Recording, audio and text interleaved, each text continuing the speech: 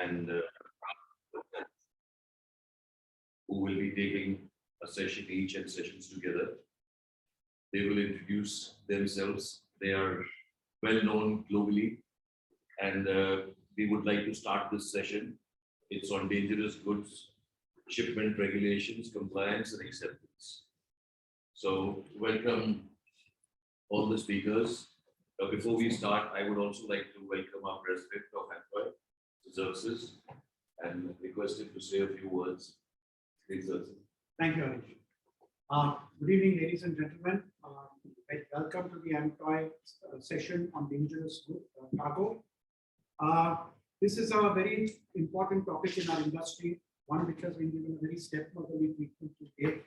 It's a ticking time bomb, if I may say so, and the trade needs to be aware of the nuances of the same. So I'm very grateful to the Liquid Logistics Council for hosting this event, and also would like to thank personally Will, Chris, and Murat for sparing their time this evening.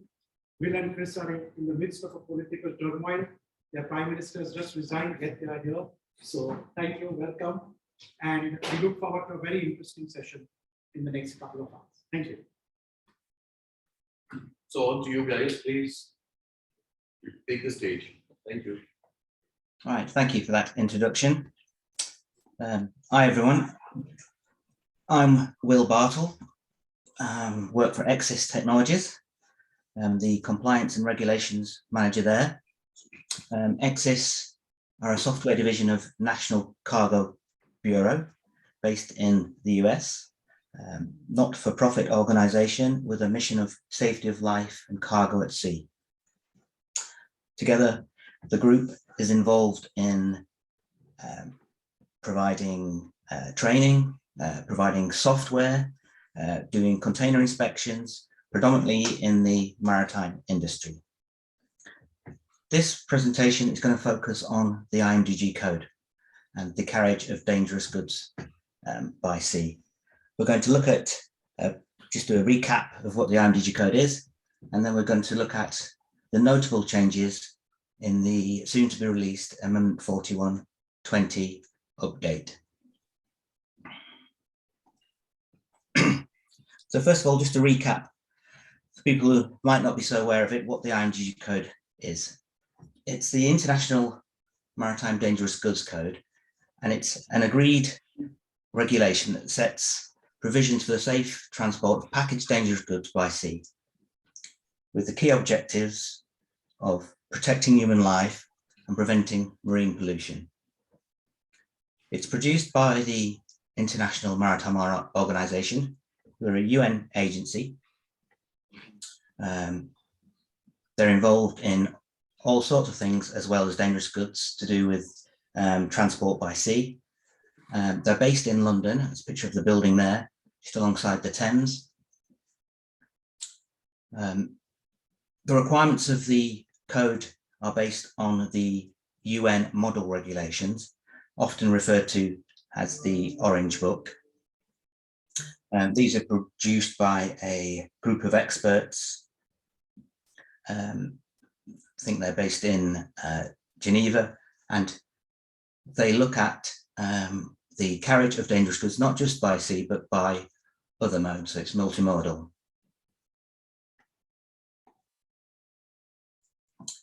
The code requires certain provisions to be followed when packaged dangerous goods are shipped by sea. They require things to be correctly classified and identified, so we know what the hazards they pose are. We need them to be correctly packed so that the danger is contained. Packages need to be correctly marked and labelled. Container transport units need to be correctly placarded and marked so everyone can see what they contain. They require documentation to be provided for every dangerous goods shipment to communicate what's being carried. They're required to be stowed correctly on board the vessel, and they're required to be segregated both within a container and between containers so that there are no dangerous reactions in the event of an incident. The code also has an element of security in it, particularly with dangerous goods termed to be high consequence dangerous goods, those that might create a disaster if they get into the wrong hands, so a security plan is required for those. And all the dangerous goods regs require training, require an element of training to make sure that people who are handling and transporting them on a day-to-day basis are aware of the risks and the correct provisions to move them correctly. The code itself is contains 2 main volumes and a supplement, available as a book or on the web. This gives you an overview of what's contained in each volume supplement. Volume 1 contains most of the detail. Volume 2 is often the starting point when you need to look something up. It has the dangerous goods list, which has a index of all the items in it. It's coded, so basically you look at the UN number and it gives you codes for things like stowage and segregation conditions, for packaging. These codes are then can be looked up in volume 1 in the relevant section. If the UN number isn't known, there's also an alphabetical index in volume 2 where you can look up the chemical name and it will show you the relevant UN number or associated UN number. The supplement is very much geared up towards the ship's crew. It has procedures to be followed in the event of an emergency. So if there's a fire or a spillage, it gives you guidance on what to do with whatever's leaking or involved in the fire. There's guidance on medical first aid in the event of something happening with dangerous goods, and other things concerned with pesticides in ships and also nuclear fuel carriage. There's also an appendix that contains circulars which have more details on some of the topics covered in the code itself, in the volumes themselves.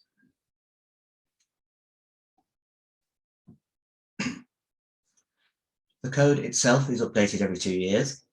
We're going to look at the next update shortly. New amendments are released, as you can see by the charts. If you look at the chart shown, currently 2022, where it's Amendment 40 is a valid amendment in force, and only that can be used at the moment. Coming up to 2023, you can see there that we can continue to use Amendment 40, but we can also use the new amendment coming up. And that's what I'm going to spend most of the time today covering.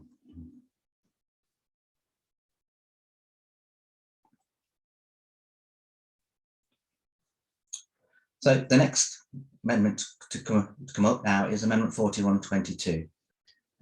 It was finalised earlier in the year at IMO at the Safety Committee meeting. It'll be published probably within the next month, and it can be used optionally from the 1st of January next year. I'm going to look at a quick overview of the most notable changes. I think one thing to bear in mind with this amendment is that there's no overriding onerous elements to this update. I think the IMO are getting back on track after a few years where they've not been able to meet that often. So the work programme has suffered a little bit. So I certainly think within future amendments we'll be back on track with more detailed and more onerous changes. But certainly this time, unless you are affected by one of the specific changes, for the general user, there's not too much that is onerous. The changes are harmonised with the 22nd edition of the United Nations Orange Book. Whenever we get changes, they're predominantly to reflect general improvements, to technical developments, responses to previous incidents, and there's an ongoing aim, particularly at the UN level, of trying to harmonise the carriage of dangerous goods, so that there are no less and less hold-ups between, road and rail and sea. I think they've achieved that to a great degree, as well as adopting the UN changes into the code. There are also sea-specific changes that incorporated. One area that varies quite a bit with the sea and is much more detailed is segregation, for example. And as I just mentioned, they're fairly straightforward update this time. But so let's have a look at some of the details. Just put things in context, numbers there. We've mentioned the transition years and when you can and cannot use certain versions of the code. Amendment 41 can be used from 2023 till the end of 2025. Next year will be a transition year, 2024. You will only be able to use 4122, and 2025 you'll be able to continue to use 4122, and then the new amendment will come in and there'll be another transition year. Not counted all of the changes, but I believe there are over 300 changes to the amendment. They range from simple clarifications to updates to reference standards through to an entire new chapter. There are 4 new definitions and 12 amended definitions. This time around, there's only 1 new UN number, but there are several changes to other entries, other UN numbers in the dangerous goods list. There are 3 new special provisions and just 2 amended provisions. There are quite a few changes to the packing instructions, 25 in total, but there are no new ones this time round, which is unusual for the last few amendments. There have usually been at least 3 or 4 new packing instructions, predominantly aimed at lithium batteries. There's 1 new chapter in part 6, and there are a couple of changes to the emergency response schedules.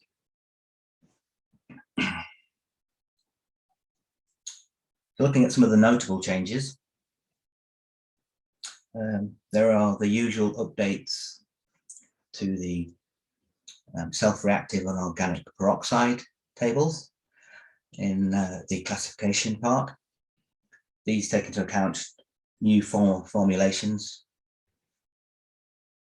There's also a change to clarify a bit of confusion with regard to selection of control and emergency temperatures due to some formulations appearing in the packaging or the packing instruction, but not in the corresponding IBC or tank instructions.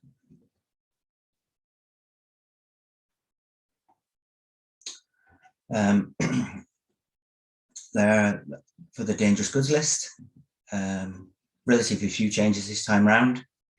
The new UN number is UN 3550, cobalt dihydroxide.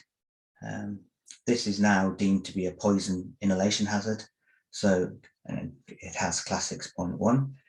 It used to be shipped as class 9, but due to the reclassification, it's now deemed to need its own new UN number.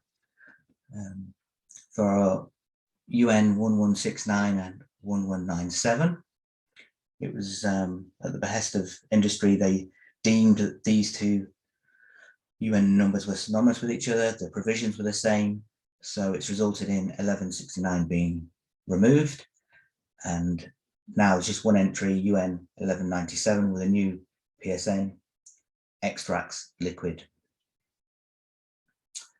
UN 1891, ethyl bromide. It's deemed that actually the major hazard from this was flammability rather than toxicity. So this has changed class from 6.1 to class 3. The toxicity hazard is still recognised with a subhazard 6.1. The change in class has led to changes in the LQ, EQ and EMS values for those. UN 3520 used to be not allowed in accepted quantities. It's been deemed to change this now so that actually under certain conditions it can be, and that's why it's referenced to the special provision SP 340, which outlines those conditions. There is quite an overriding change here. The last one there, the distinction between strong and weak acids is now deleted. There used to be an entry segregation group code SGG1A for strong acid. This has now been removed and replaced with the existing SGGG1 just for acid. So for UN 1439, which was the only entry where you had to stow separated from strong acids, this now needs to be separated from all acids.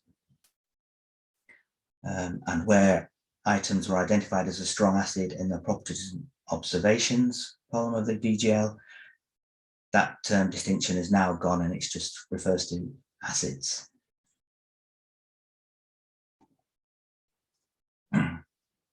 Again, relatively few changes to special provisions. 3 new specific entries, all specific to a UN number concerned with gas. A couple of minor wording changes to special provisions, 188 and 225. There are no new packing instructions. There are many changes to existing ones. Many of the changes originate from a new final sentence added to 4133 to clarify that when items other than UN spec packages are used or referred to in the packing instruction, things like wooden crates, pallets, etc., it clarifies that the usual UN spec mass weight limits or volume limits no longer apply to those items. It's resulting in a note being added to many of the packing instructions to clarify that as well. There are a few small changes to the lithium battery instructions. There are extensive changes to P200, so if you're a shipper of gases, it's one to have a look at. Include amendments to some of the special packing provisions, and UN 2196 and 2198 can now be shipped in more options of receptacles. There are more options for receptacle types to be used.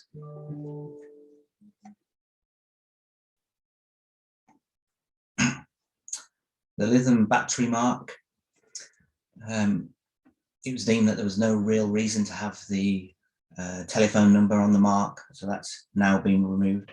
There is a generous transitional period until the end of 2026, so existing stocks can be used up. With documentation, there are a couple of clarifications with information that supplements the proper shipping name.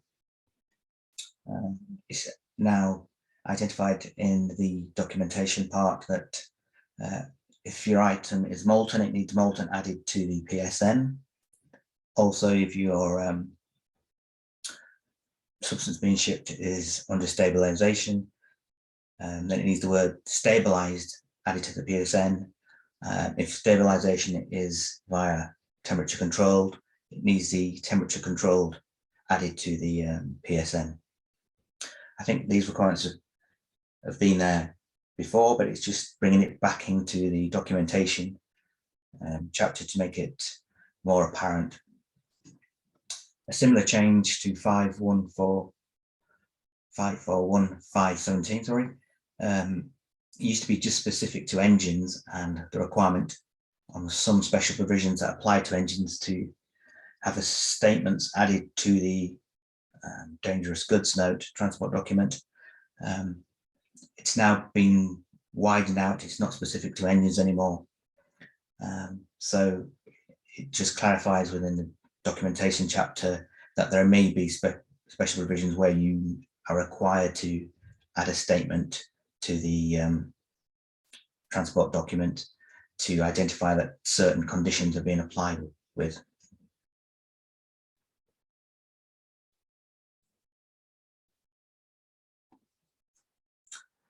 In part 6, there is a whole raft of changes.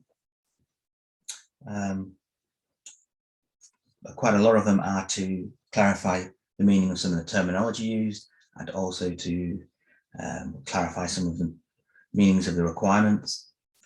The changes are quite extensive in chapter 6.2, where there's lots of standards being updated.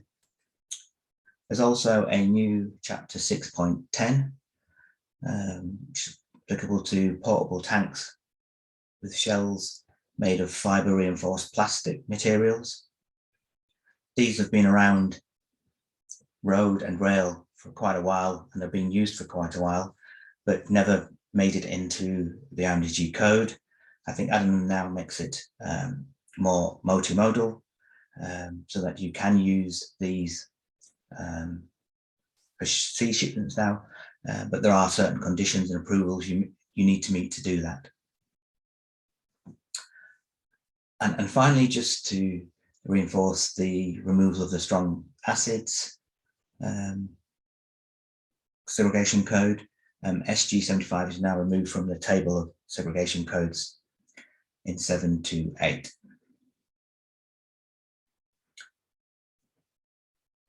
So that was a quick run through some of the more notable changes. We do have a more detailed summary on our website, and also from there is a detailed summary of the changes that can be downloaded from there. But I would recommend, when the changes are released, you have a good look at the new update.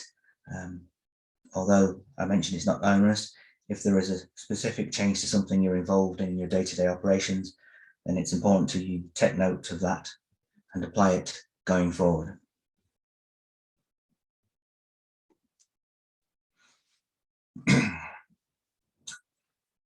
Although we're just looked at the 41, which is just about to release, work doesn't stop on future amendments. The UN Subcommittee on Dangerous Goods have met already this year and be meeting again shortly. IMO have met last month, both to talk about changes to the next set of regulations, next round of regulations and updates. As always, lithium batteries are discussed, or have been discussed.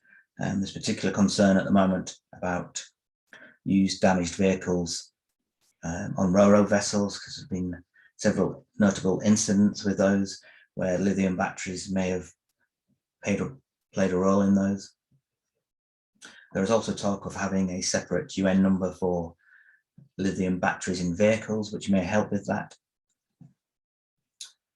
There's been ongoing discussions about misdeclaration involving carbon, particularly with charcoal shipments. And there's a raft of work being taken already on that. We'll be continuing over the next meetings prior to the next Amendment 42 update. Likewise, at the best of shipping lines, of some review of the exemptions that exist in the special provisions. There have been some incidents where something's been exempted from the code and created fire incidents or created issues, other issues. Looking at how we can best still identify those quantities, even though they've been exempted from some of the IMDG code requirements.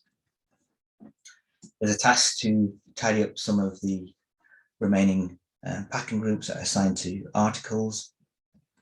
Packing groups were removed from articles a number of years ago, but There are still a few articles that have kept their packing group allocation, so looking at tidying that up. There are already several UN numbers being added and will be added in future updates. I won't try and pronounce UN 3555, but 3553 is another example. Disilane, class 2 commodity, 2.1 commodity.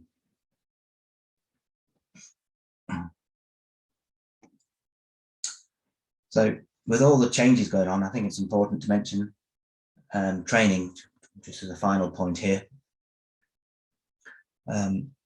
Training is mandatory in the IMDG code. It's important both on a general awareness level and also on a hands-on day-to-day function specific level. I think part of that training should involve an element of being refreshed and ensuring that you're kept up to date with the changes in the code, so that you meet any future requirements and even sometimes take advantage of the changes which may help your operations. We do have a raft of online training courses available to help with this, including a refresher course that you've already been trained before. It's good to get a good feel of what the changes are and also to refresh yourself on the provisions of the code. All of these training courses are being updated to Amendment 41 and will be available shortly. That covers my presentation, and I'm happy to take any questions.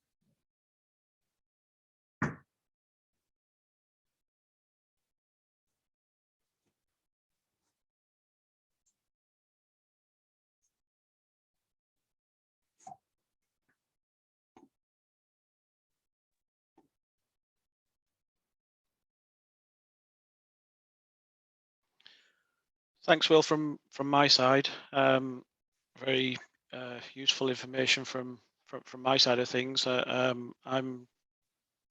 always a lot to take in, I think, in a session like this. What I would like to advise delegates is that we do plan to share the presentations that we're delivering today. So all of the links to information, anything that we share, anything that we describe, we do plan to make available to all of the delegates, and you will have opportunity within that material to connect with us, or indeed Sun Logistics to, if you do have any questions or anything that follows up out of this session. I think there is some questions going into Q&A. I think it's the question that I can see in there at the moment. We probably need a little bit more information on to answer, particularly relating to the dangerous goods substance from Uma Murali. But we would be happy to take a look at that and maybe provide some kind of answer on that. One thing I would like to say, just in relation to the current state of the IMDG regulations and updates to the IMDG regulations, shipping lines and ports may have to apply additional rules alongside the IMDG code regulation. So the regulation itself is a global regulation. It's something that applies everywhere. But what shippers, forwarders, NVOCCs will find is that shipping lines and indeed ports will apply their own rules. I was at the Port of Rotterdam last week. The Port of Rotterdam is 40 kilometers long. It's a river port. It has hundreds of terminals, tens of berths. They carry lots of different commodity types in different areas. And even in a single port zone, they have lots of different rules that apply within that port zone. Shipping lines themselves will have their own guidelines about what they can and can't carry. They may have specific commodities that they've had bad experiences with in the past that they do not wish to carry. There may be specific even classes of cargoes that they do not wish to carry. So although these are outlined in the IMDG codes and are permissible as per the IMDG code, you may come across instances where your shipping line or your chosen method of transit declines the booking. That doesn't mean that you shouldn't declare the booking correctly, but you should look for some other way perhaps of moving the cargo following the appropriate rules. That was all I had to add to Will's presentation. Thanks, Will. Haresh, Siddharth, I don't know whether you want to say anything at this stage, or are you happy for me to move into the second session? Do you want a 2-minute break or an interruption?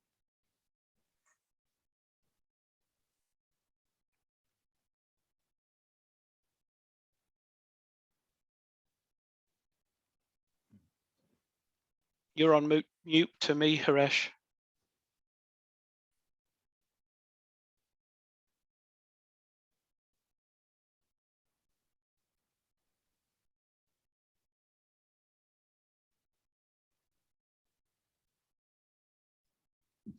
Yeah, okay. Can you hear me now? Am I clear? Okay. So I suggest you move on with the second session.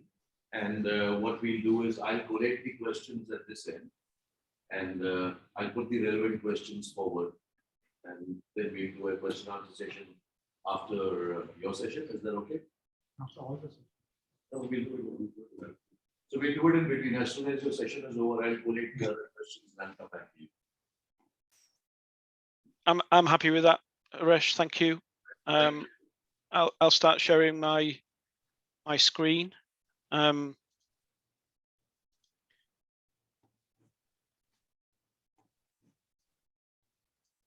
Hopefully you can see that. Yeah, looks like you can.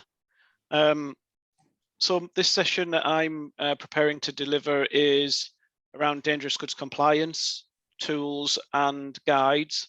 And really the intention of this presentation is to give the delegates a flavour of some of the information that is available to everybody. Obviously, with the IMDG code is a paid for regulation, but there are lots of materials out there that can help shippers in particular safely carry dangerous goods by sea. Obviously, there's an understanding of the regulations that's required, but there's lots of information around that. So I really wanted just to try and give you some flavour of the kind of information that we use in our day-to-day jobs and may be useful for you and is freely available. So hopefully there'll be some useful links to come out of this this session. I won't repeat what Will said about Exis Technologies, but we do supply a lot of our software products to a lot of the major shipping lines, in particular, a lot of ferry companies as well globally, shippers, forwarders, NVOCCs. Our validation tools, we estimate around about 85% of all dangerous goods that carried in containers is validated for shipment by our HasCheck products. And it's a huge number that's validated by HasCheck. So it's probably the most tested piece of dangerous goods software globally available. It means that we have to be very much experts in the field and understand as much as we can about the dangerous goods, the carriage of dangerous goods by sea. I guess I just wanted to prompt something in shippers' minds with this slide. If you are shipping dangerous goods by sea, please ensure you book your load correctly with your provider. Give them all of the information that you have available. With that information, they can make more intelligent decisions about being able to accept the booking, where they can put it on the ship, how it will be stored in a port, how it will be moved. So these are important considerations, and we do encourage everybody who's shipping dangerous goods to make sure that they book it correctly. It should be packaged correctly. There is a UN approved packaging policy for dangerous goods, and those packages need to be labeled appropriately. Will also mentioned about placarding on containers. The goods should be stored safely. So in your warehouses, make sure that they are stored safely. If you do have mixed dangerous goods or dangerous goods of different classes in particularly, make sure that those are stored appropriately and do not come into contact with each other. Perhaps one common mistake is class 8 materials, which are obviously part of the same class, but you might have acids and alkalis. And if they come into contact with each other, they can react very dangerously. So being aware of the kind of dangerous goods that you have on your premises and where to store them, I think that's massively important. Load the dangerous goods into only the appropriate equipment types. Obviously, bulk cargo, there are lots of different tank types. It is important to make sure that the tank type is appropriate for the dangerous goods that you're carrying. Also consider things like stabilization. Will mentioned, if it's temperature controlled stabilization, well, that to me, in my mind, that needs to be refrigerated container, so a powered container, temperature controlled container. So make sure that when you do prepare your cargo for shipment, you are going to be loading it in the correct equipment type. Do load cargo in accordance with the CTU code, and I'll be coming on to that in a second and giving you more information about that. This is a supplementary code, which is more about the packaging, the securing of cargo, and not everybody's aware of it. And hopefully we've got some good resources around that to share with you. Do load the cargo, obviously, in accordance with the IMDG code, and Will's talked about that. And complete all travel documents accurately. This is likely to ensure that your cargo will ship as it needs to ship. Any issues with things like the dangerous goods notes, safety data sheets, shipping instructions, bill of ladings, any of these kind of items, packing lists, any of these items can create problems when it comes to getting your cargo on board a vessel. And if my advice is, if you have any doubt about what it is that you're doing or any questions, just seek advice. I think there's lots of advice out there. We try and help wherever we can. I know Siddhanth is helping where he can within Sun Logistics. We talk regularly about that. So please, know your experts, use your experts, and by all means reach out and ask for some advice if you need it. The CTU code. If I hope this isn't a waste of time for people here, but it's a code of practice for the packaging of cargo in transport units. It sits alongside the IMDG code. It is, and not just the IMDG code, but it's useful for all modes of transport. It's something that we do encourage people take a look at. There is a lot of free resource around this on the internet, and we've got some links for this. It is the criteria that dangerous goods containers are likely to be inspected against. So when we think about dangerous goods shipments leaving India, requiring a dangerous goods inspection, this will be the criteria that the inspectors will be working to.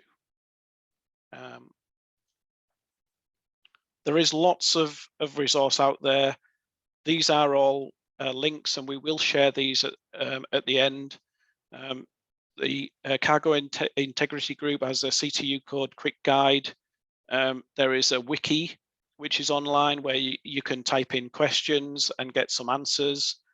There's a lot of informative materials here. The amount of material out there is actually vast. And then there's a container packing checklist.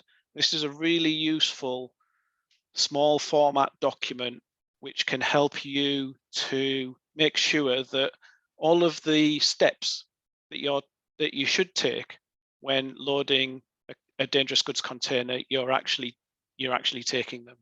You know, is the container fit for purpose? Have you packaged correctly? Have you labeled correctly? It talks about securing.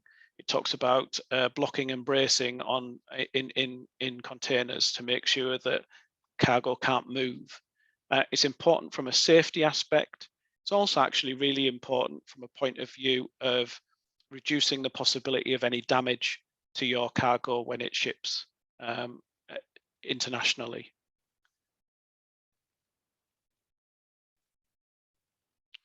And there's a TT Club, UK P&I Club document called Book It Right, Pack It Tight. This is about an 80-page document, which has some really useful information in there, again, related to the CTU code. You can get training on the CTU code, and we actually have some training available. One is a free course. It's a completely free introduction course to the CTU code to explain what it is, what its objectives are, the background to it, the aims. So there's certainly some free training that's available in terms of the CTU code. We also have a more detailed course relating to people who are involved in the packaging of containers or the packing of containers. So this isn't not necessarily the packing of goods, but more the packing of the CTU itself. It's quite a long course. We have it so that it's going to be available for Amendment 4122. We're just finalising this course, and we'll make it available to you, and we'll share through Sun Logistics when this course is available, and local pricing in India. But the idea is to make this course as accessible as possible to as many people as possible. So it's certainly not to make the course cost prohibitive.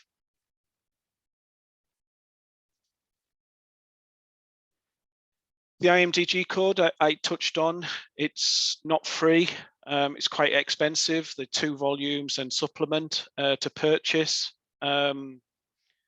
We're trying to help with that with the summary of changes that Will mentioned in his presentation, just to let users know what has changed between one amendment and the next.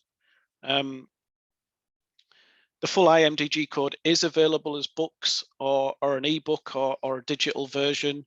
This might be one way to make the IMDG code more accessible if you were to get, for example, a online subscription to IMDG code on the web. That is something that could be shared amongst multiple users. There is no restriction from IMO on that. So long as they use the same username and password, it's possible for different users to access the IMDG code. The restriction is that only one person may access at the same time. Now, what we find with these regulations is that they will sit quite often for quite a long time, and then they're only interesting when you need them for a particular reason. So that might be one way to make the IMDG code more accessible. The IMDG code on the web, there is a free 2-day trial, and I've supplied the hyperlink as part of the presentation and the instructions as to how you can get access to that 2 days trial. I think it's really useful for people to have a look at the IMDG code, and I'm sure there's a lot of information that can be gathered from a 2-day trial of IMDG code on the web.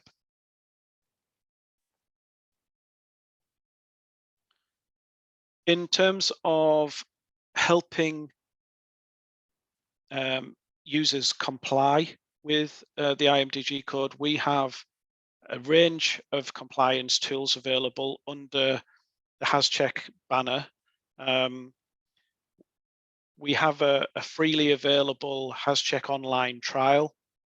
Again, we'll supply a link. The trial is a fully featured trial, and it's available for 1 month once a user signs up. Within that product, you will be able to search the dangerous goods list and do a dangerous goods inquiry based around UN number and proper shipping name. You can compile and process a load and make sure that it's validated against the IMDG code. There is no storage and segregation issues that you need to be concerned about within the same CTU. And it's also possible to produce a dangerous goods note when the system has validated the load itself. So our shipping line customers are very aware that an EXIS dangerous goods note, HasCheck dangerous goods note, has been validated against the IMDG code. And the only way that it can be produced is with that validation check. So that adds some credibility, certainly in the way that the dangerous goods note may be presented to a shipping line. There's an awful lot of information, even from our side of things, available on YouTube. We have the EXIS Technologies HasCheck Systems YouTube channel, and I've supplied a link to that. Quite a lot of videos in there about what we do as an organization. We have some free introductory materials to the IMDG code. We have some demonstrations about how to use HasCheck Online. So if you do download a trial for HasCheck, please feel free to check out our YouTube channel and see what, I'm sure it'll help you if you get stuck on anything on HasCheck Online. But it is pretty intuitive. It's designed to be really easy to use. I think just to sort of start wrapping up what I've been talking about, I think it's really to understand the importance of correctly declaring dangerous goods shipments by sea. I mean, firstly, there are legal and financial costs to misdeclaring or undeclaring dangerous goods. I've created a link here, which is a UK link. We have pretty severe penalties in the UK relating to the non-declaration or misdeclaration of dangerous goods, which could result in a prison sentence for somebody who's making that wrong declaration. From a shipping line's perspective, these are some fines which have been publicly announced by the major shipping lines in relation to misdeclaration of dangerous goods. So the shipping lines themselves take it very seriously, and it is in the public domain that shipping lines have recovered over 7 figures in US dollars. So over $1 million. Individual shipping lines have recovered over $1 million of fines from people who are misdeclaring and undeclaring dangerous goods. So I think that demonstrates, to me at least, the size of the problem that's out there. And in the conversations that I've had with shipping lines, what they're saying to me is that it's very much a last resort when they are fining. This isn't a first resort thing. This is they are wanting to engage with shippers and forwarders and make sure that the information that they are receiving is accurate, and really that there's the system of fining people for misdeclaration and undeclaration of dangerous goods is very much a last resort and something that they do not really want to do.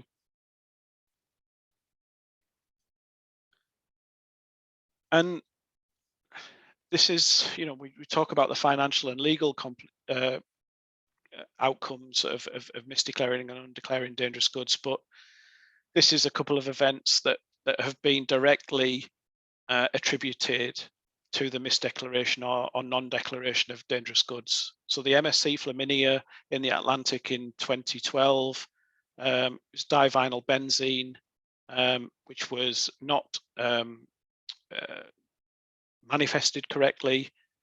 It subsequently meant that the containers were stored incorrectly, and that resulted in a fire on board the vessel. And then the KMTC Hong Kong incident in 2019, collection of containers were being loaded onto the ship, found to contain calcium hypochlorite and chlorinated paraffin wax. Actually, within the cargo descriptions of those dangerous goods containers were containers that were misrepresented with the description of dolls. And undeclared, obviously. So to summarize, I think what we promote as an organization is a culture of compliance. NCB, our parent company, they produced in 2020 a white paper, a comprehensive holistic approach to enhance safety and address the carriage of undeclared, misdeclared and other non-compliant dangerous goods. That white paper is still available online, and we'll link to that. I really wanted to touch on a couple of the key findings from that white paper. And the first is for shipping organizations to establish a corporate culture of dangerous goods compliance. So right throughout the organization, everybody is thinking about handling dangerous goods appropriately, whether you're working in a warehouse or you're the managing director.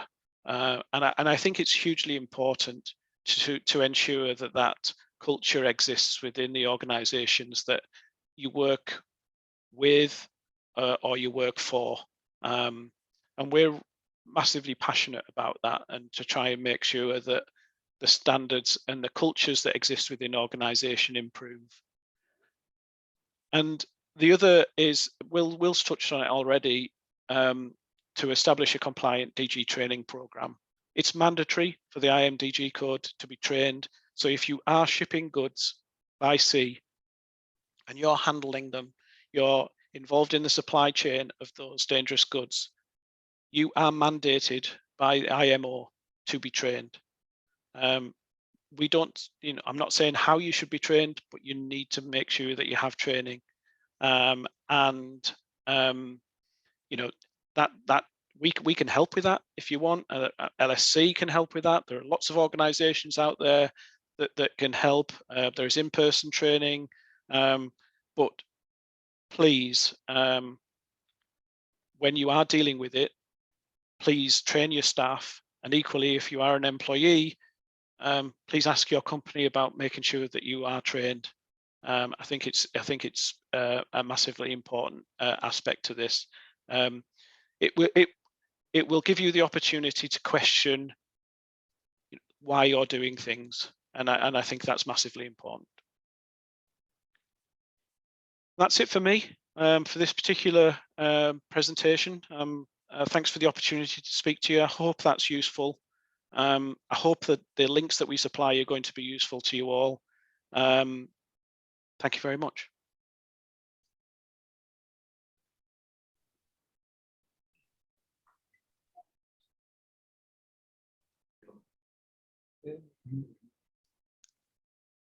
Thanks. Now, we have a few questions from some of our people who are here and people who are already online. And it's a very generic question. Very often a customer gives a generic SDS. Is this acceptable, or would it mean that the cargo is misdeclared?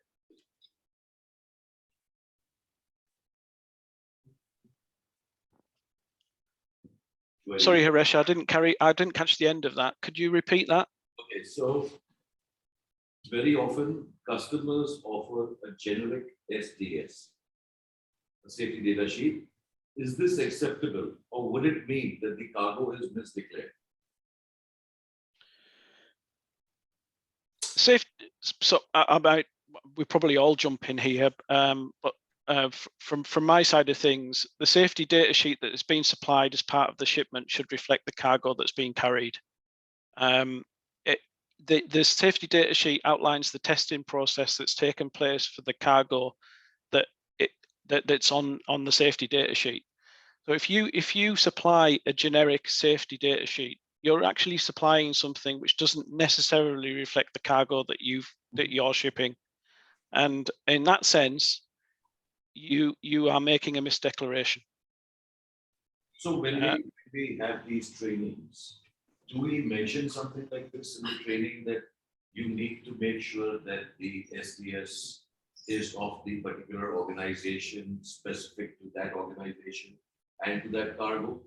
Do we, I mean to say, when people are trained, it can be a question where a person is not trained and asks a question, but if a training takes place, is this something that we do to train people? I think it's certainly something that should be included in that. If someone's dealing with safety data sheets, they should certainly have a knowledge of the fact they shouldn't just be accepting a generic one that someone's found off the internet and used for this purpose. It should be specific to the cargo. Because I personally don't recollect it being there in any of the training sessions where we say that it has to be very specific to cargo or. Yeah, I guess with IMDG code training, there's certainly nothing in the IMDG code that says it covers you must be trained on the safety data sheet. But I suppose there are general things in the training section that says you've got to have training commensurate with your responsibilities. So if one of your responsibilities is checking safety data sheets, although it's not covered in the code, that along with anything else which might not be covered in the code but is prevalent for your job should be covered. Thank you. So the next question is, I guess this, you will take the question. Are there any changes to class 5.1? And why do shipping lines resist to carry these cargoes? All right. On the question of changes in the IMDG code, no, I don't believe there are any changes affecting ammonium class 5.1, ammonium nitrate, I think was the question. In the IMSB, so IMSBC code, the bulk code, I think there have been a raft of changes for ammonium nitrate. On the second part of the question, why lines don't take class 5.1 or port, I think there have been historically quite a lot of incidents involving class 5.1, particularly calcium hypochlorite. So I think past history, shipping lines have become nervous on that. Ports have become nervous about having any amount of that in the port. And obviously we've seen similar incidents, in Lebanon with ammonium nitrate being stored.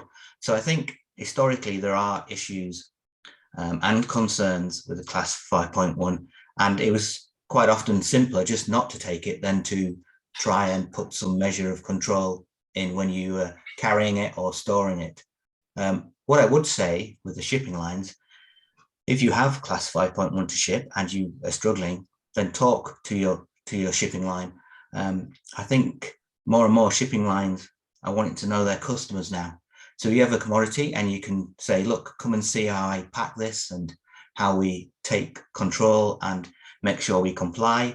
I think the shipping lines will be open to working with you and allowing your cargo on a one-off basis to be shipped. So please do talk to your shipping line particularly. Thank you. So Can I just add something there, Haresh, if I may? I think we think of these ultra large container carriers, 24,000 TEU, has having lots of space for thousands of containers, but maybe only limited number of bays would be available for dangerous goods on those ships. And ships will often call at multiple ports, making those bays not necessarily available. And when we think about class 5.1 and within the IMDG code, there are some significant storage and segregation issues around that class, particularly when stored in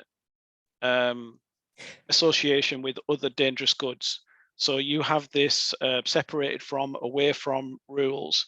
And actually, in that sense, it makes it quite difficult for lines, unbelievably almost, to accept this kind of cargo, because it might be stored too close to another class. There might not be sufficient space on the ship. And we're conscious and aware that there's been lots of pressure on space availability on ships over the last couple of years with the supply chain issue, delays in ports, etc. Ships being off schedule, blank sailings. So there's been lots of pressure on the supply chain, and I think that's not helped the situation. But I do agree with Will that there is a move from the shipping lines to understand their customers more, and I think they recognise that one outcome here is that cargo could be misdeclared or undeclared to circumvent the rules around class 5.1, and that's absolutely not what they want. They do not want that at all. So they want to understand the customers. They want to see how they can make it work. Chris, where we come from, the region, I'm making it a little more specific.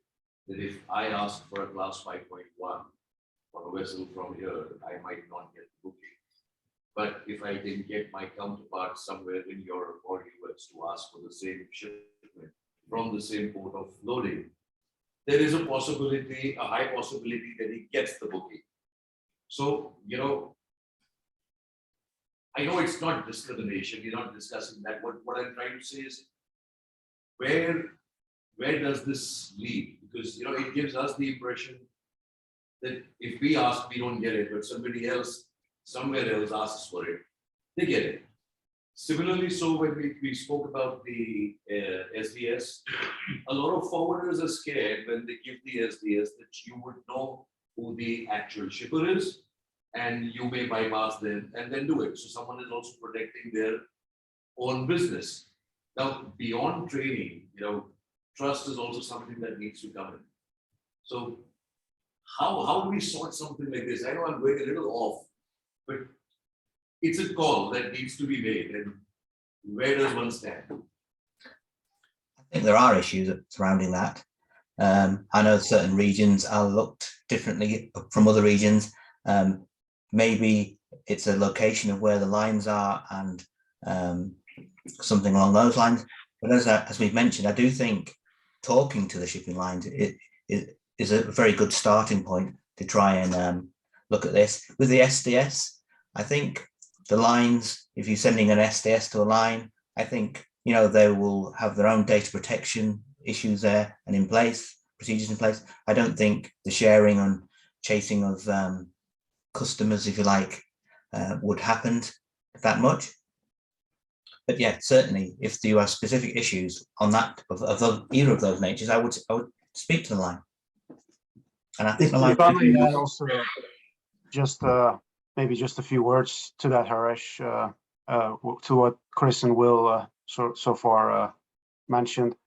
I fully agree that I think an open discussion and partnering with the manufacturers, shippers, and the carriers are really important.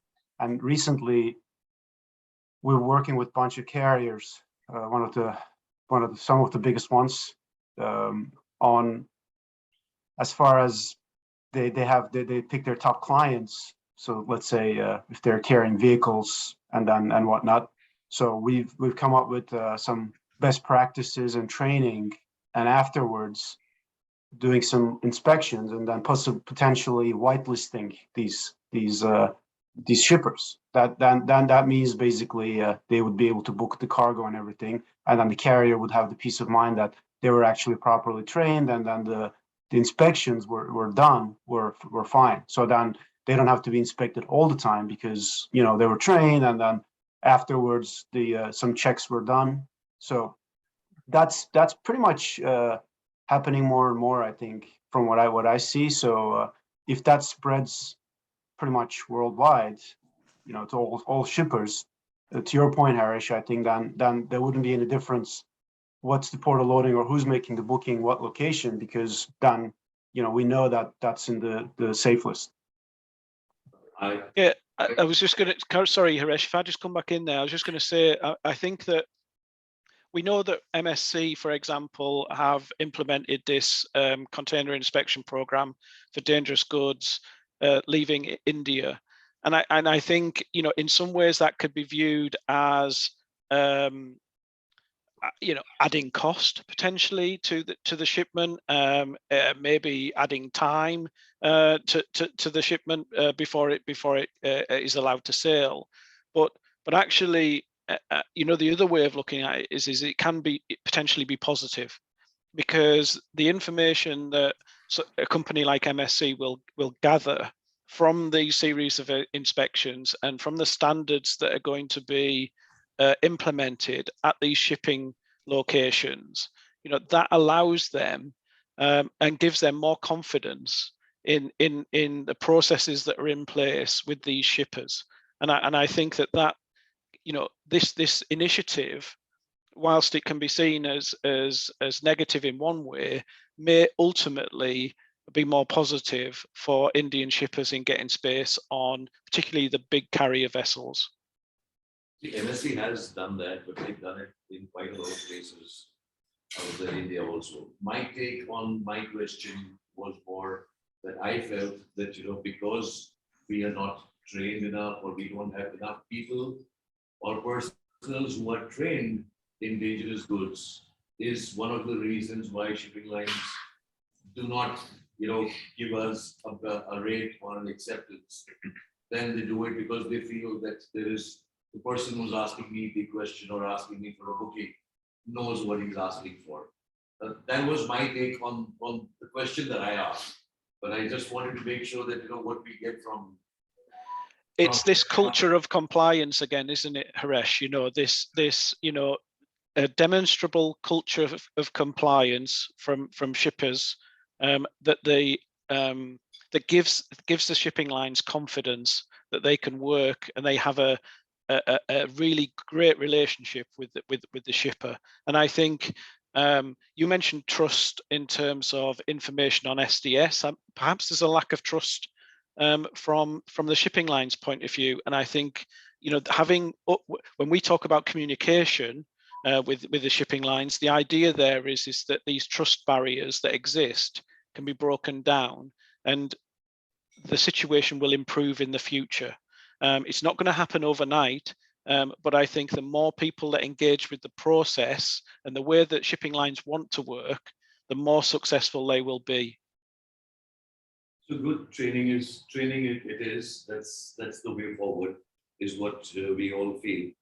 And I have a gentleman over here who asked a question: is there a software that we can download where we can put the UN number and get all the details, including the filling ratios, the tank types, the kind of container that is to be used, the compatibility, stowage? Can we get all information in just one click? I'd invite that person to take a look at HasCheck Online, a free trial, and feedback anything that's missing from HasCheck Online. Certainly, we display tank types in there, for example, related to specific UN numbers. We have ADR information in there relating to tunnel codes. There's a huge amount of information in there, limited quantities, accepted quantities, the medical first aid guide, the emergency schedule.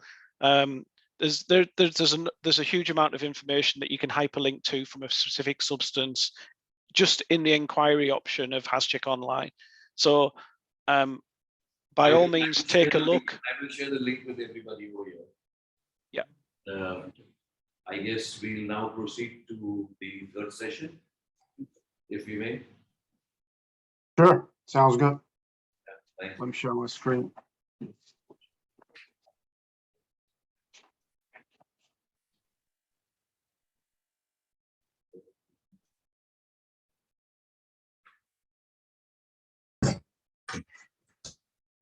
Great. So hello, everyone, and thanks again for inviting us to talk about so far what we've done, and then I'm going to touch a little bit on what we do and quick introduction on National Cargo Bureau, and I'll get into container inspections. But I think it's the sequence is really is going to work out well, because Chris and Will talked about the governing bodies, regulations, then training, resources, potential outcomes, risks, what could happen. So I think this is a good segue now into the inspections here. So I'd like to begin with a brief review of the agenda, starting with the like an introduction to NCB, even though Chris and Will touched on it very briefly, who we are, what we are up to these days, and then I'll provide an overview of our container inspection program, including our remote inspection capabilities. And afterwards, we'll share some statistics, followed by our container inspection safety initiative. And CB was created in 1952 as a not-for-profit organization with the mission of safety of life and cargo at sea. Today, we remain a not-for-profit company with no profit arm. In 2018, we purchased Access Technologies, which provided us with the ability to offer and develop digital tools to assist the industry for the purpose of furthering our mission.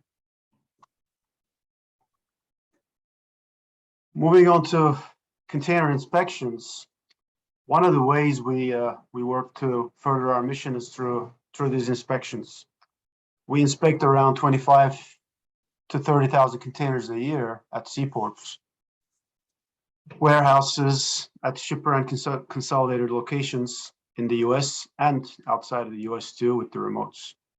The majority of the inspections are done on behalf of the container lines, but there is a portion done on behalf of warehouses and shippers and consolidators as well.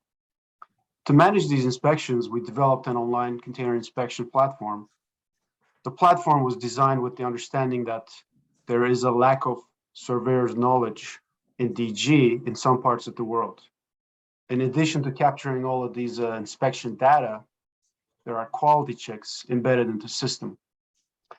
So then applied to the data entered, it can do a validation check. It requires the input of specific information and may prompt for additional information based on what was being entered.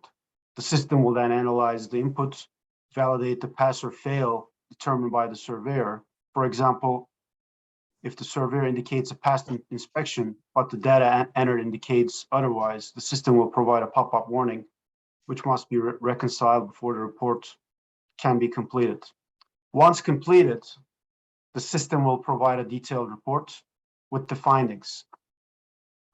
And this part is important, where reports for failed inspections due to cargo securing issues will also provide specific IMDG and CTU code section references, pictures and links with the applicable CTU code sections for the deficiencies noted.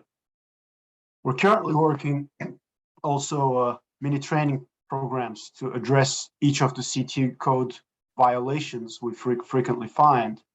The failed inspection reports will include a link to the relevant mini training program with the information about the training for the particular deficiency.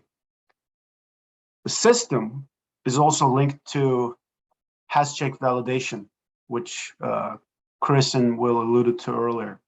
Based on the UN number entered, the dangerous good information will automatically populate. It will validate DG segregation for mixed loads and display the markings and placarding required.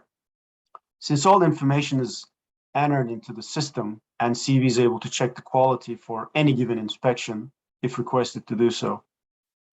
The system also has the ability to look up a container number to determine if it was already been recently inspected. This could be useful per se, let's say somebody already performed at the warehouse a container inspection and shipping line may not know and nominate this container again for inspection, but now they could see that this was already inspected and good to go. So I think it's really important that, as we mentioned, it's about 25 to 30,000 containers a year. The system was built to provide a level of competency for container inspections performed by surveyors around the world. Another effort aimed at providing DG expertise beyond the United States, as well as providing inspection capabilities virtually anywhere in the world, was the development of our remote inspection capabilities. Now I'll get into details of remote inspections. Afterwards, I'll briefly present the statistics from the inspections. I just picked a short date range for it, just like more a recent period, and findings from our container inspection safety initiative. Lastly, in early 2020, and this was partially also, I think, with the pandemic and the COVID, it accelerated our project on our efforts here too. We started the development of a remote container inspection capability. The remotes can be done utilizing a workflow, which essentially provides guided instructions to the individual on site or a live video via a handheld smartphone. The individual on site can be anyone, as there's no expertise required, as they're following the prompts in the workflow or in the instructions on the live video. The video remote platform also allows multiple parties to be in attendance. So let's say a line representative or an expert in a given field can view the inspection in addition to the surveyor or somebody in the warehouse at the same time. So basically, this capability allows a trained surveyor to be on the scene anywhere in the world. And the remote inspections performed at packing locations can also enhance safety by ensuring the load is in compliance before transport. This part is really important. So, because as you know, some of the physical inspections are being done after the container ingates in the terminal. So if it's not in compliance or if there's a safety hazard, it's already on the road and it moved kilometers before it reached to the terminal. And there's something needs to be done, then it needs to be drained out and then reworked. So more issues, more hazard. They can also obviously limit the coast exposure and missed sailing shippers may face with failed inspection. Besides the container inspections, this remote capability, we're also using it for other types of surveys. We've conducted 2 remote accident investigations involving cargoes on fire in a container structural serviceability inspection in the yard, and some flat rack inspections. Now I'll get into real quickly, go over how it looks like, how the system looks like, really, very high level. So you have a sort of a better flavor of what this is about. It comes with, as I mentioned, 2 options. We have a workflow or a live video. The workflow, you receive it by an email or a text message to the smartphone, and once you download the tasks, it's pretty much self-guided, as I mentioned, and then just guides the user step by step what needs to be done, from taking photos or inputting information, and it does not require, you don't need to know what a class 3 placards should look like, or what exactly, if what kind of securing materials are being used and whatnot. But it's more just collecting information, media from the field, so we can make a determination from the NCB side if it's actually in compliance and actually we're looking at placarding, marking, securing, structural integrity of the container, which I'll share some short other examples on what we've done in that respect. All of this information we collect also is we also captured the latitude and longitudes, so they are all geotagged. So if somebody's taking a photo from their phone right next to the container, every task and every photo has a location. So then that helps the fraud prevention, if you will. We could be asking on certain tasks, let's say, if it's take a photo of 4 sides of the container showing the placards, then there's a minimum amount of photos that needs to be taken until the section turns green on the top part here, right here. And if there's let's say you may ask if we get some blurred photos or bad examples, what do? We can always, instead of assigning all the tasks again, ask the person, the boots on the ground, retake the CSC plate or a certain section that we're missing, reassign that task so that they can just resubmit a better, clear photo for us. Here are some examples from the platform that we've done, and you can see the address that was being captured.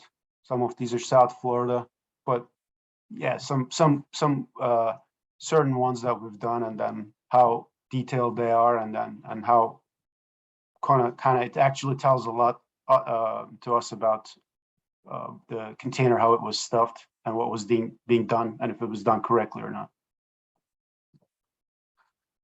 So on this next slide, I'm going to talk about a little bit. We've done for a large carrier. They were suspicious about some misdeclaration and undeclaration after a fire on a container vessel. So we've done some inspections for them, limited number. So I'm going to share the results with after the inspections, what was done, and then it's pretty striking. And this is again a very small number of containers, and it was just a selected, targeted area. But you can see here the undeclared and misdeclared percentages are eye-opening, and this was partially from charcoal to copra expellers and then some different commodities. But there were some other issues to securing and then packaging compliances and then structural serviceability. But the biggest issue was the misdeclared, undeclared. So we talked about the simple tailgate venting, container inspections, but we also can use the remote inspections for other types of surveys. So an expert witness or special surveys such as break bulk, loading large yachts, windmills, anything really. So on the next slides, I'm going to touch on quickly some examples. I'll share some remote inspection examples with you.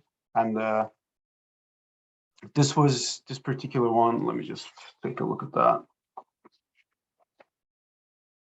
It's an accident investigation performed by a live video in Panama on a shipment loaded in Savannah. Given the class 9 labels and markings applied to the packaging, this was clearly a case of undeclared DG of lithium-ion batteries. And you can see here a short video as well.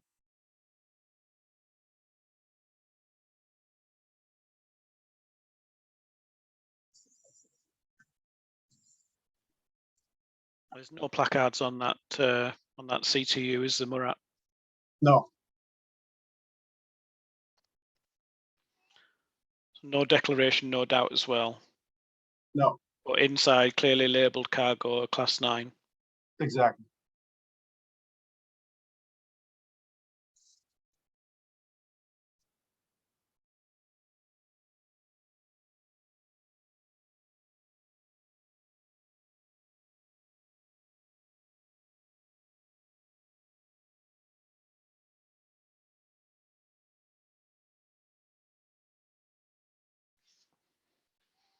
So, I mean, that can go on, but just I think that gives you a good idea.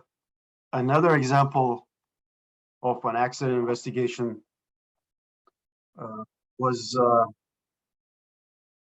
it was performed by a live video in Koksel. This was a cargo that was declared as non-DG copper expellers meal cake carbon that ignited while underway. It was loaded in the Philippines, discharged in Taiwan after fire.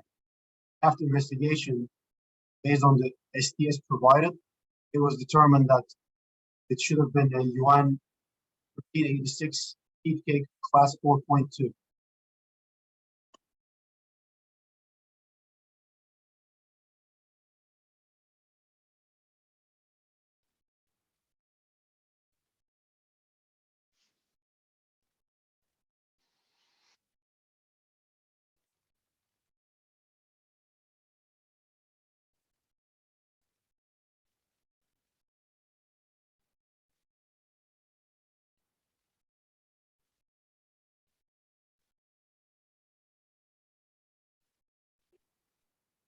Next one.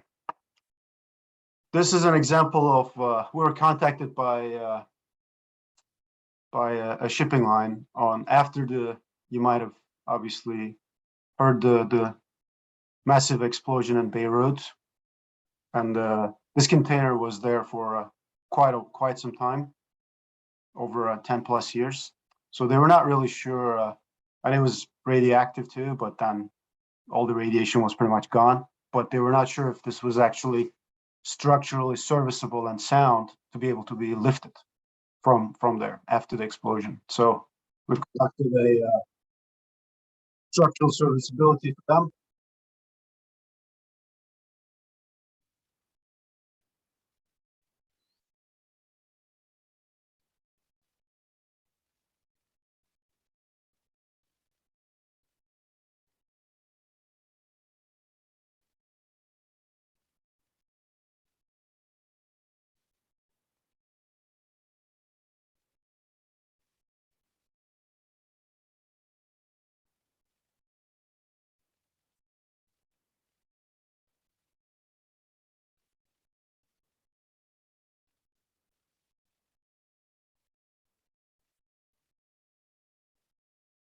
So I hope some of these examples were a little bit sort of more interactive and then gave you a little idea on what could be possible, and then some different types of inspections that we could do.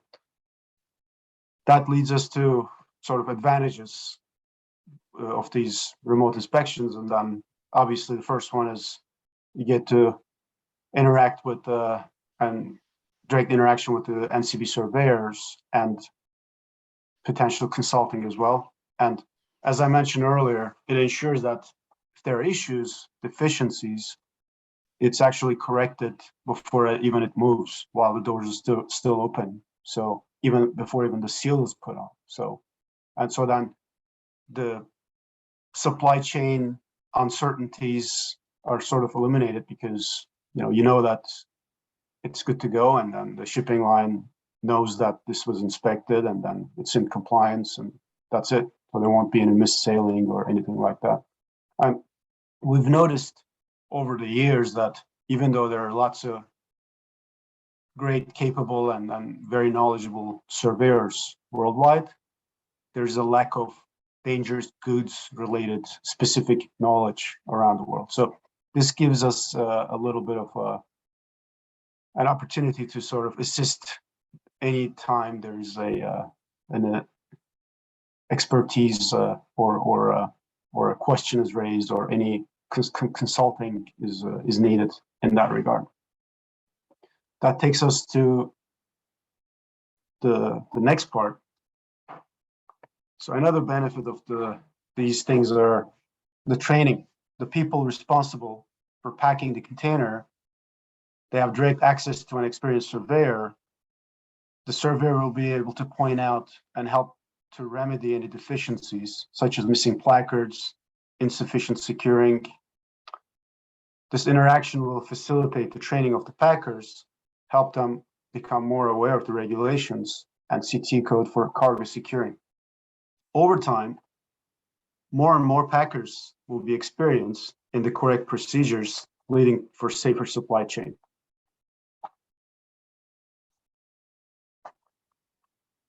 That takes us to a quick sharing of some of the inspection stats. Again, this is a short time period I picked, but it's more just to give you an idea on what we're inspecting and then what are we finding, what results we're seeing. And I separated the container by container types. So you're looking at first the DG containers. So these could be high cube, regular height, but this doesn't include non-DG or tank containers. So you can see here the failure percentage is 17.5% for this amount of containers, and then but the deficiencies are even higher. And then highest number of deficiencies were storage securing, then the marks and placards, as you can see. Then we move on to tanks. It's a lower failure percentage, but again, there are issues with the placards, marks, segregation, based on the number of tanks we inspected. And lastly, we get into non-DG. Well, you may say, what exactly could be wrong with a non-DG container? We do find still misdeclaration, undeclaration, and then, but the biggest offender on the non-DG is actually securing. We do see a lot of issues in terms of securing when we look at non-DG. And I'm actually going to get into a little bit on, recently we've created 10 different categories for securing, because you may say, okay, a container has been failed for securing, but what exactly does that mean? And then how do I fix it? And then what's actually wrong with it? So we created 10 categories based on what we see. And you can see here now the same number of units that we were just looking at on the inspections. What kind of securing issues we're seeing. So the biggest number is the blocking bracing, as you can see here. What's staggering is the next one is actually no securing. So 241 out of these total securing failures, when the surveyor opened up the container, there was no securing at all. Then the third one is loose patent. So patent systems are things such as tie guards. It kind of wraps around the drums or IBCs, and if they're not used properly, they won't be providing any securing. Then it kind of moves on to loose lashings, non-compliant lashings. So sometimes there's some certain lashing materials you cannot use for dangerous goods. It's not certified for dangerous goods. But yeah, I wanted to sort of share some of this with you, and I thought it was pretty useful to get into this. And lastly, we're going to touch on the Container Inspection Safety Initiative. At the end of 2018, NCB initiated the Container Inspection Safety Initiative, the purpose of which was to determine just how prevalent the issue of non-compliances were. We offered 500 free container inspections to SINS members for cargoes originating anywhere in the world. SINS is the Container Incident Notification System, which was formed by carriers. In response to the Honam fire, Maersk approached National Cargo Bureau to commence a pilot program to inspect 100 inbound containers to the US to help identify the unsafe cargoes, including mis and undeclared.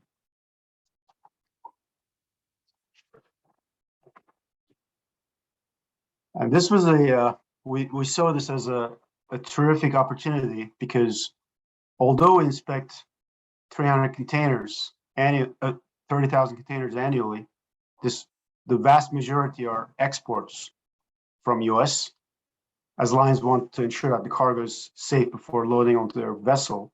We had at the time very little data on inbound loads. So the participants of this CISI was these carriers.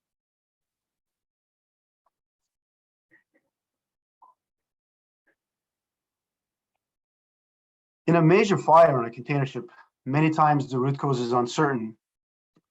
And if there was only non-DG in the area where the fire started, it is often assumed that it was undeclared.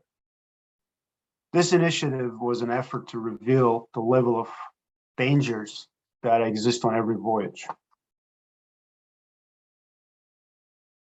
The failure rate, now when we look at the results, in the initiative was high. Overall, 55% of the containers failed and 6.5% were misdeclared. Now, as mentioned, NCV, we conduct 30,000 container inspections a year, and the vast majority are on export DG containers. The failure rate for the initiative that are on the shipments not generally exposed to inspections was 38% for export DG. This is a strong indication that there's a massive value for regular container inspections, so that the shippers, everybody's in compliant because it's an ongoing inspection program. So that kind of gets us into another striking number. When we look at it, and this was done back in end of 2018 and kind of led into 2019 as well, this initiative. So some of the numbers you see here will be much higher now. But if we just keep this number as a snapshot, so for you're looking at probably, if you're looking at 135,000 containers annually, almost 400 every day that are loaded on ships for ocean transport. If the average load is at sea for 10 days, that means that every day there are 4,000 containers that are sailing around the globe that contain a serious danger that the carrier is unaware of.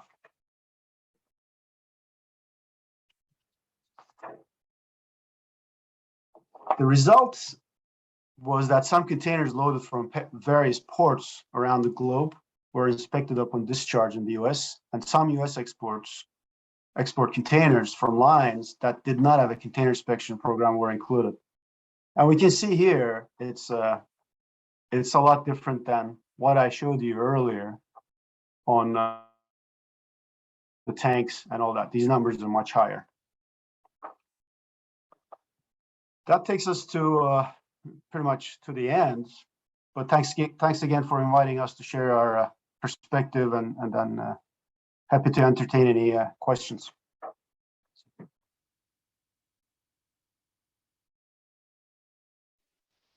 Thanks, Murat. I just, from my side of things, I know Haresh will jump in. There's a couple of things that jump out for me there. Firstly, how some of the decisions that lines are making, and we talked about 5.1 carriage of cargo. The lines decisions have been made based on data. You know, they're being driven by data. I think a lot of the container inspections that are being carried out in India for Indian exports on the MSC platform, that data isn't necessarily fed back It's accessible to MSC, but it's not necessarily accessible to either the inspectors or indeed the shippers. So for us to be able to share some of that information, I think, and I hope is very useful to help understand how shipping lines are being data driven. And I think the other thing you put a slide up about non-dangerous goods cargo and non-securing of non-dangerous goods cargo.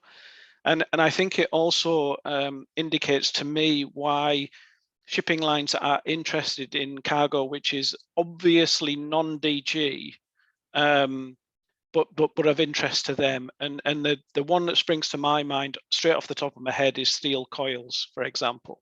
You know, there is a massive weight, you know, and if you've got a situation where this, you know, you've got a 3, 4, 5 ton steel coil not secured in a container, once the ship starts to move, pitch, yaw, roll, that steel coil can be out of the container, smashed through the roof of another container which contains, for example, lithium batteries, and straight away we have, you know, damaged lithium batteries now, thermal runaway, and an incident which is out of control. So I know it seems quite dramatic, but these are circumstances that can and have happened.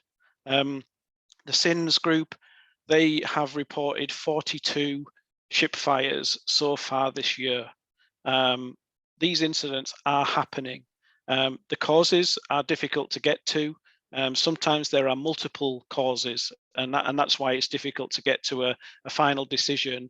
But everybody has their part to play in these incidents to make sure that their cargo is correctly stored, correctly secured, correctly declared, and you know, ultimately, if we all work together, then I think a lot of these incidents can be reduced over time.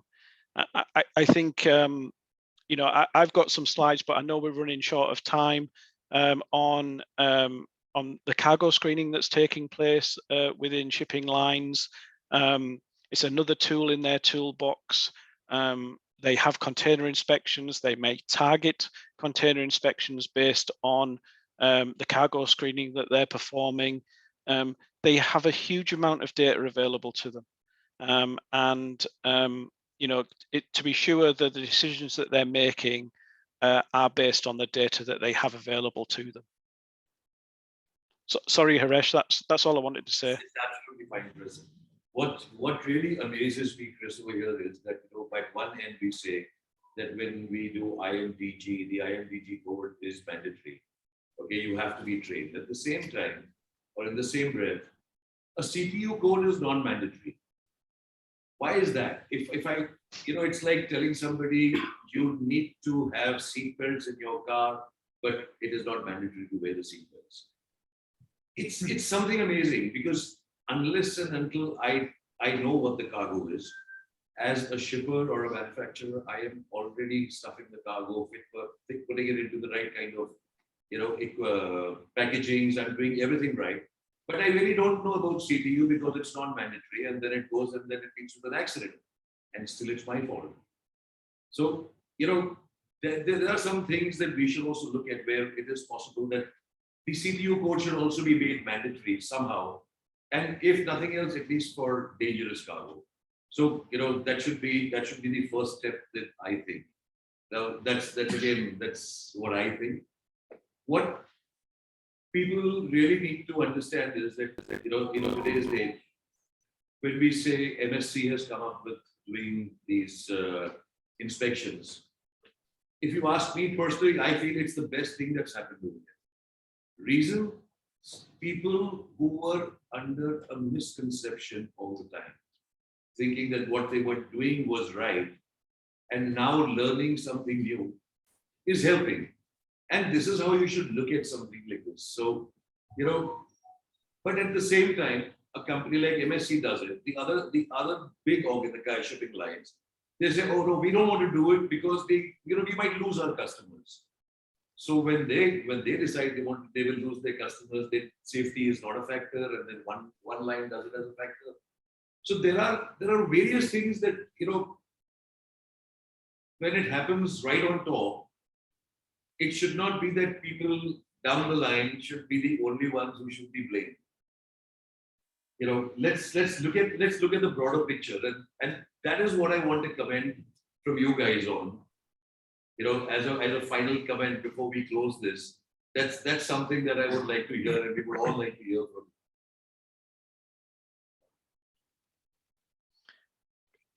Just from my side, Haresh, I completely agree on the CTU code. I think we're all nodding away there. I noticed, we're as frustrated about it as you are in terms of the CTU code.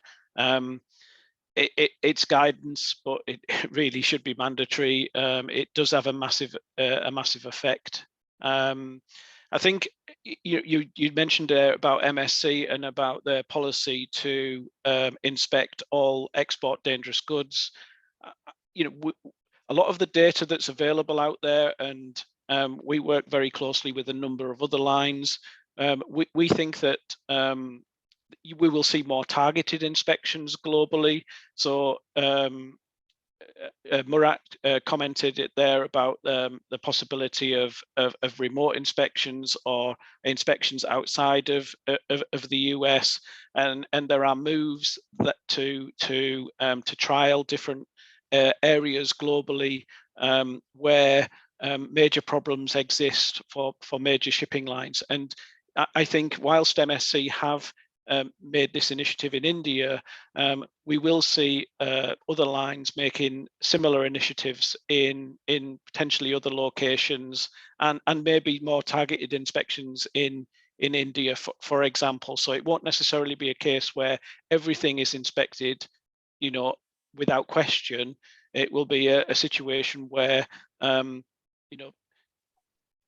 you might get an initial inspection when you place your first booking. You get an initial inspection, and then subject to successful loading, you might end up on a white list, for example, as Murat mentioned. So I think that's what you're going to see happening in the coming months and years, no doubt.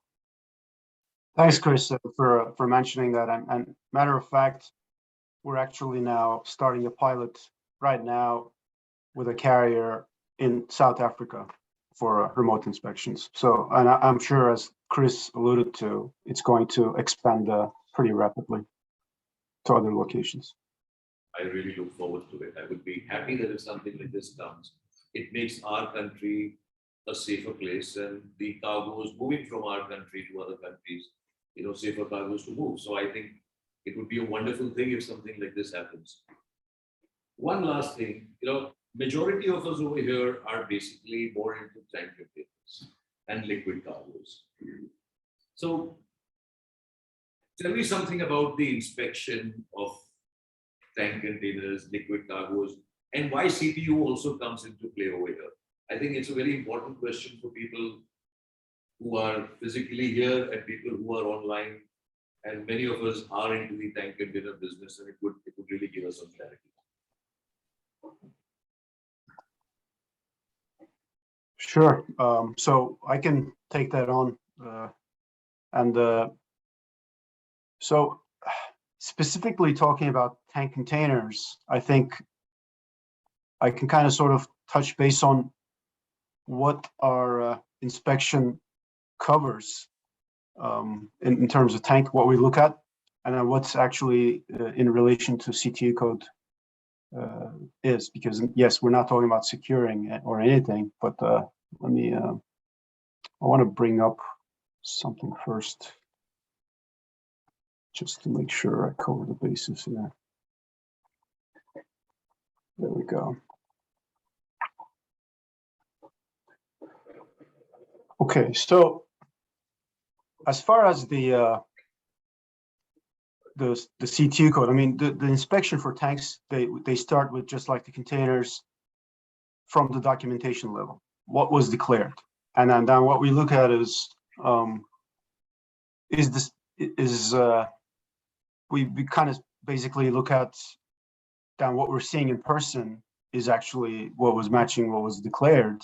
Then Then you get into now the further details, such as you look at the CAC plate for the tank, and if that's valid or not, if there's an ASET number or an X inspection date, and if that's valid, what's the tank manufacture date?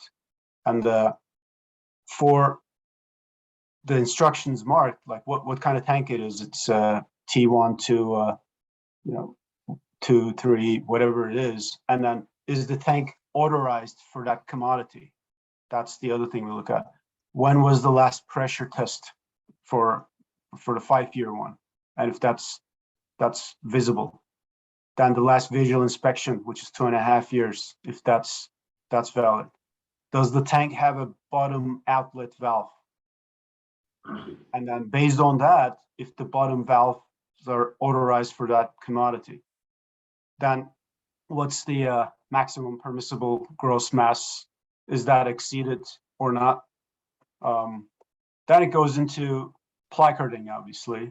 Then you're looking at, is the tank marked with proper shipping name each side, tank properly placarded, then marked with the UN number on each side, and any other required marks. It could be additional marks, as you know. Those are the minimum. Then you look at the tank visual examination. So the NCB surveyor, when it's out there, they look at the framework, including the saddles, corner castings, remote emergency shutoff, then the tank itself, if there are any damages, upper and lower discharge valves, the drip cap, manholes, compressed air connection, pressure valves, the insulation jacket, the cladding, if there are any tears or not. These are all noted too, by the way, and then lastly, you're looking at temperature, pressure, fill gauges. Are there any leakages? And that pretty much concludes. And then you can have deficiencies when you look at tanks, as it could be a structural serviceability, it could be documentation, could be a periodic tank inspection missing, or tank fixtures are missing, placard, CSC plate, or leaks and spillage markings. That pretty much is, in a nutshell, what an inspection does. Thanks, Murat. And I guess I need to now say thank you to all three of you for being kind enough to. Yeah. So I have to thank all three of you to be kind enough to be joining us and helping us understand how the world works, what is required, and how we should also look at getting trained, making sure that rules are followed, and coming to at par with the globe when it comes to safety standards. So yeah, I thank you, and I would say a good morning and a good afternoon and good evening to you, and a good night to our friends in India. Thank you very much. Thank you very much. Thank you. Thank you for the invitation. Thank you.